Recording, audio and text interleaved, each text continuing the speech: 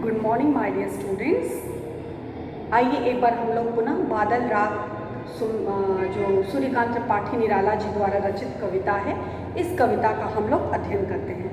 इससे पहले वाली क्लास में हम लोगों ने पढ़ा कि किस प्रकार क्रांति के दूत यानी बादल को देख करके जो छोटे लघु भार वाले पौधे हैं किस प्रकार हंसते हैं, मुस्कुराते हैं, किस प्रकार अपनी प्रसन्नता की अभिव्यक्ति करते हैं।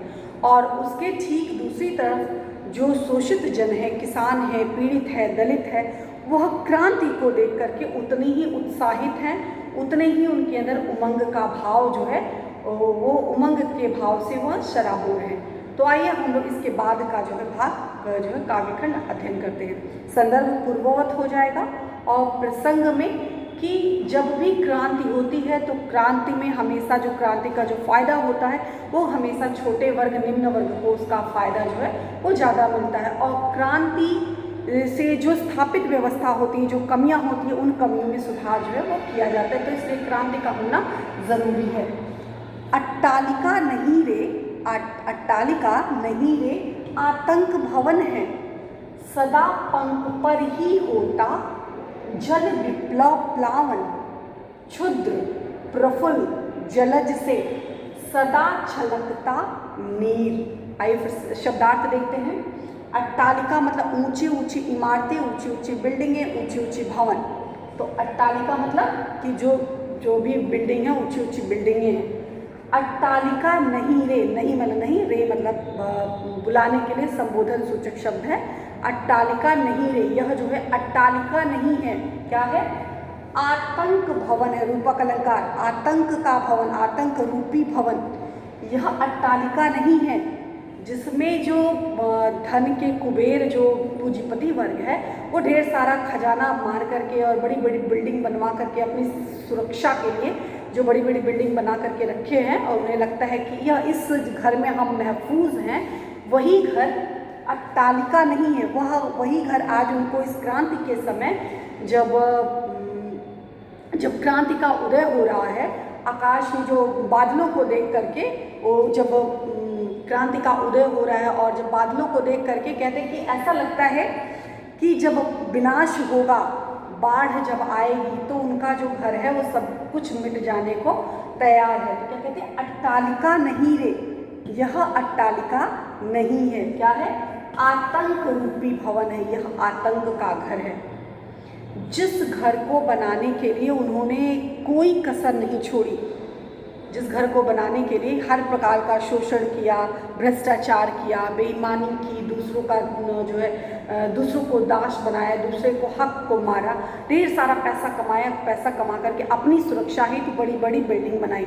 लेकिन जब क्रांति होने लगी, क्रांति का अवसर आया, जब यह बादल क्रांति स्वरूप बन करके आया, तो क्रांति के समय उन्हें अपनी स्थापित व्यवस्था के ढह जाने का, गिर जाने का जो भय मंडरा रहा है।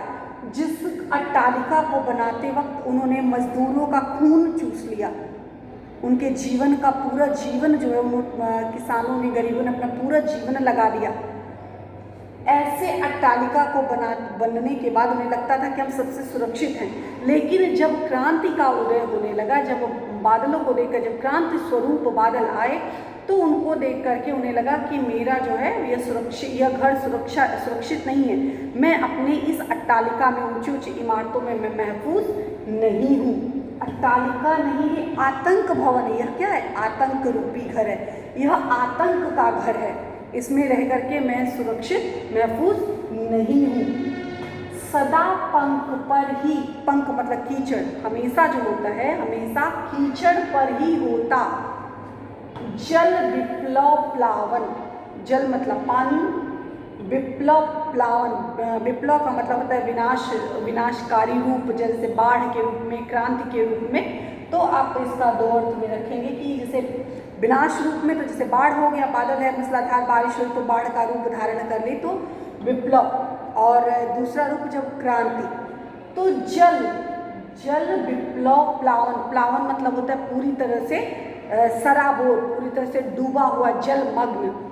तो क्या कहते हैं? सदा पंख पर ही, पंख माने कीचड़। जब भी आप देखते होंगे कि बाढ़ जब भी आती है तो बाढ़ में जो कीचड़ होते हैं वो कीचड़ के ऊपर जो जल प्लावन होता है वो पानी तैरता रहता है।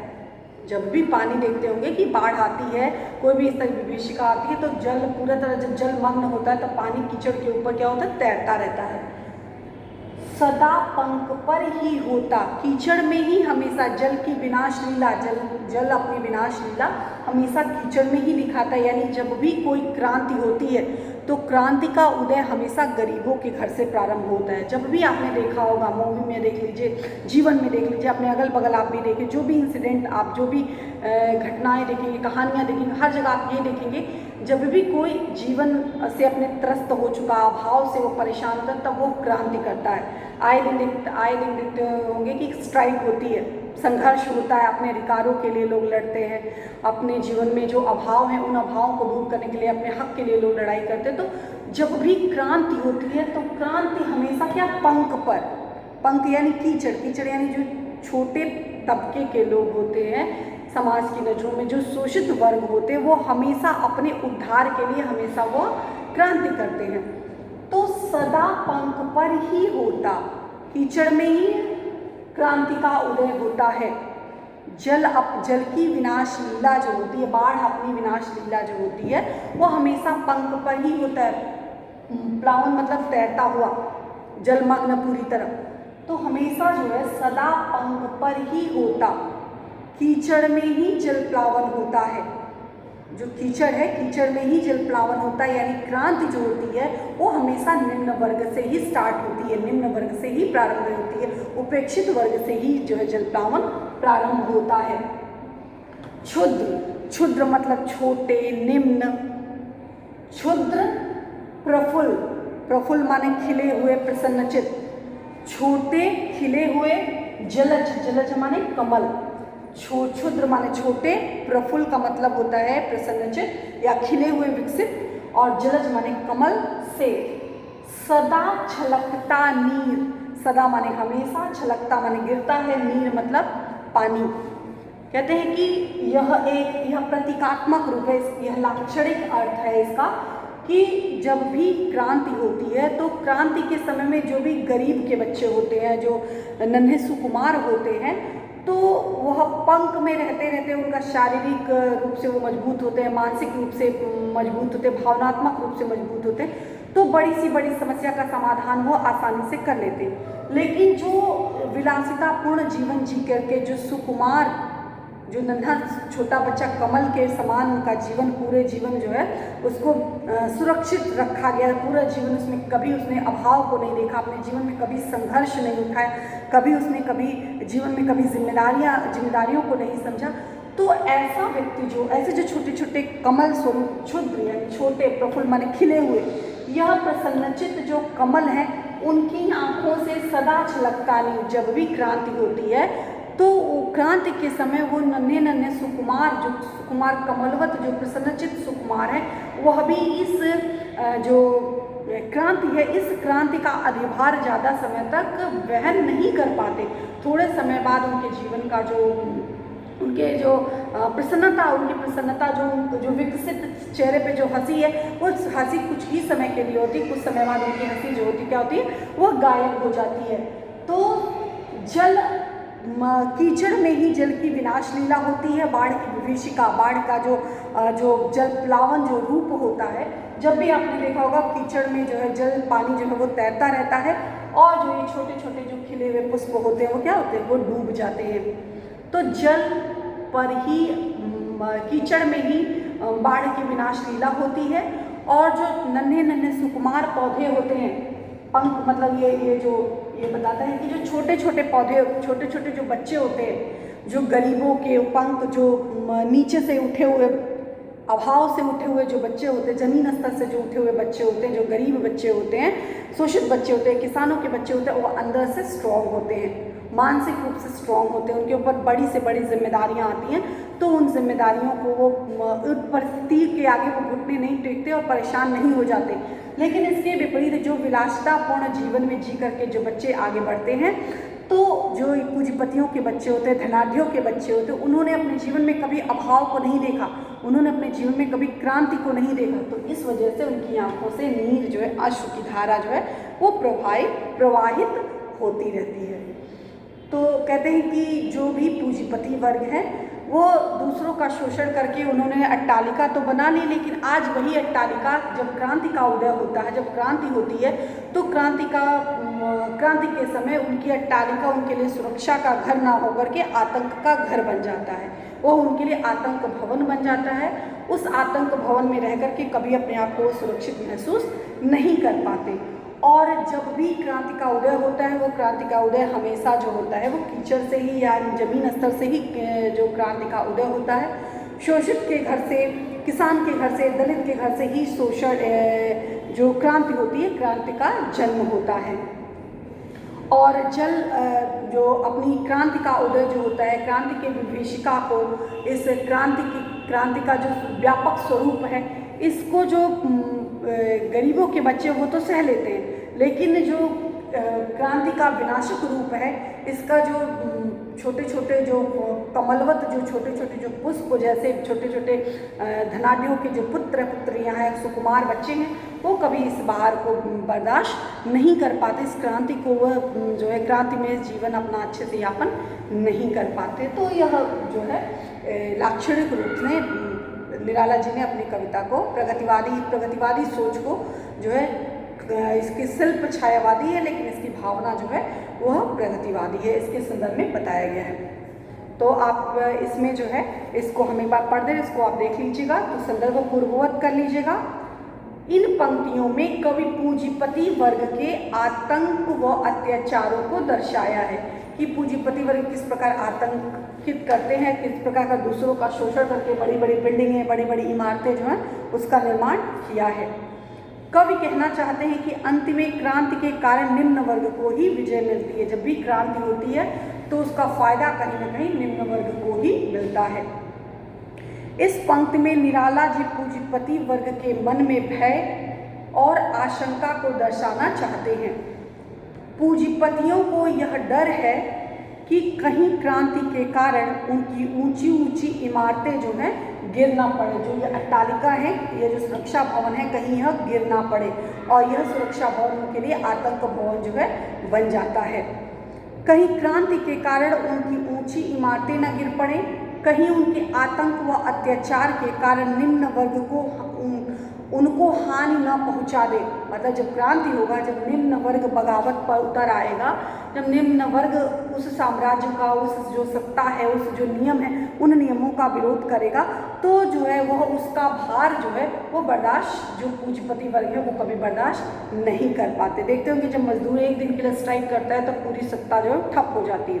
आपके पास कितना भी पैसा हो, लेकिन जब छोटे गरीब तबके के लोग, वही जो चाहे बिल्डिंग बनाना हो, चाहे घर बनाना हो, चाहे फर्नीचर बनाना, कोई भी जो भी है वो अभावग्रस्त लोग ही बनाते हैं। तो अगर उनको आप दरकिनार कर देंगे तो जीवन में प्रगति जो है थोड़ी मुश्किल हो जाएगी। इस बात से उच्च वर्ग हमेशा भयभीत रहते हैं, इस बात को उनको हमेशा डर रहता है कि इनको हमेशा दबा करके रखें, नहीं तो ऐसा होगा तो ये जब हमारे प्रतिद्वंदी स्वरूप या हमारा विरोध करेंगे तो हम इनके विरोध को कभी भी बर्दाश्त नहीं कर पाएंगे। वे अपनी ऊंची ऊंची इमारतों में भी पूर्ण सुरक्षित महसूस न करने के कारण सहमे हुए हैं और डरे हुए हैं। उन्हें डर है कि यह अट्टालिका उनके लिए आतंक स्वरूप ना बन जाए। कवि कमल व कीचड़ के माध्यम से कहते हैं कि बाढ़ का पानी हमेशा से ही कीचड़ पर आकर तैरता है। तो जो बाढ़ का जो पानी होता है वो हमेशा कीचड़ पर आकर ही तैरता है, कीचड़ के ऊपर ही पानी तैरता हुआ सा दिखाई देता है। बादल के वर्षण और बाढ़ आई सब निम्न वर्ग के समान पंख पर ही ठहरती है तथा वर्षा का जल कमल के फूलों पर पकड़कर ज़्यादा देर तक स्थिर नहीं रह सकता। मतलब जो जल पूरी तरह से उसको डुबा देने में सक्षम होता है, इससे छलक कर नीचे गिर जाता है, क्योंकि जल छोटे खिले हुए नहीं ठहर पाते। इसी प्रकार छोटे नीच पूंजीपति जो वर्ग हैं उनके प्रभाव को अधिक देर तक सहन नहीं कर सकते और जल्द ही घबरा जाते हैं। तो जब भी क्रांति होती है तो क्रांति में जो जलज है जो छोटे छोटे नौनिहाल पूंजीपतियों के धनाढ़ियों के बच्चे हैं वो कभी इस क्रांति को जो है बर्दाश्त ज़्यादा समय तक नहीं कर पाते। जब उनके सूत्रधार बर्दाश्त नहीं कर पाते तो छोटे बच्चे के तो कोई सवाल ही नहीं उठता। और केवल निम्न वर्ग के गरीब वर्ग ही कीचड़ के समान क्रांति के आधार प्रदान कर उसके प्रभाव पर सुपरिणाम प्राप्त करता है, यानी गरीबों को ही उसका आनंद जो है देखने को मिलता है। भाव पक्ष में क्या लिखेंगे? पूंजीपतियों के मन में क्रांति के उत्पन्न भय, पूंजीपतियों के मन में जो क्रांति जब होती है, क्रांति के प्रति क्या भय है, त्रासदी है, उसका सुंदर चित्रण कवि ने बताया है कि यह अट्टालिका नहीं है, उनके लिए आतंक का घर है। और जब भी मजदूर क्रांति करते हैं तो उसका दुष्परिणाम और सुपरिणाम दोनों होता है। दुष्परिणाम उनके लिए होता है, क्रांति के परिणाम स्वरूप दुष्परिणाम पूंजीपतियों के लिए होते हैं, सुपरिणाम जो होता है वो शोषितों के लिए होता है।